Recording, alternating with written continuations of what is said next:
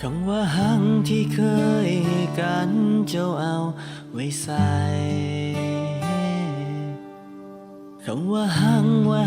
อายหลายลืมมันละบ่เทียงนาน้อยที่เคยยอกเย้ามันสร้างเงียบเหงา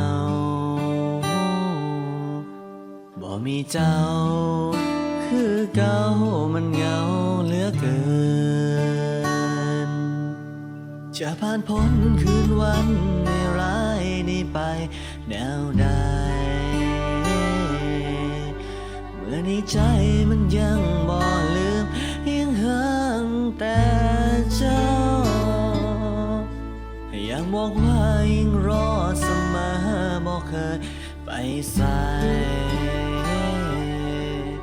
คนในใจคือเจ้าบอกเคยเปลี่ยนแปลงวันเวลาบ่อาจเปลี่ยนใจของอายได้ดอกกี่วันคืนผ่านไปบ่เคยสิลืมภาพทรงจำเก่าๆบ่เคยลืมเลือน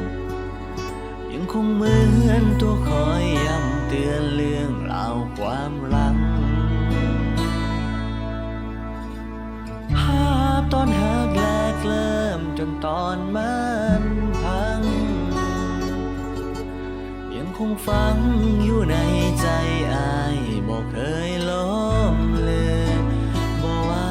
สิโดนปานใด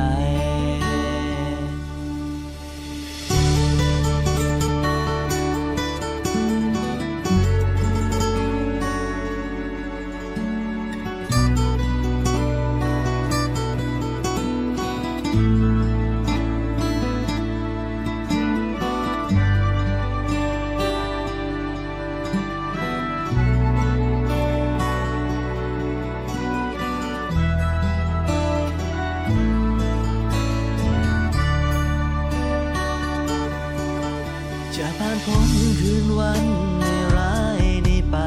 แนวใดเมื่อในใจมันยังบ่ลืมยังเฮิงแต่เจ้ายังบอกว่ายังรอเสมอบอกเคยไปใส่คนในใจ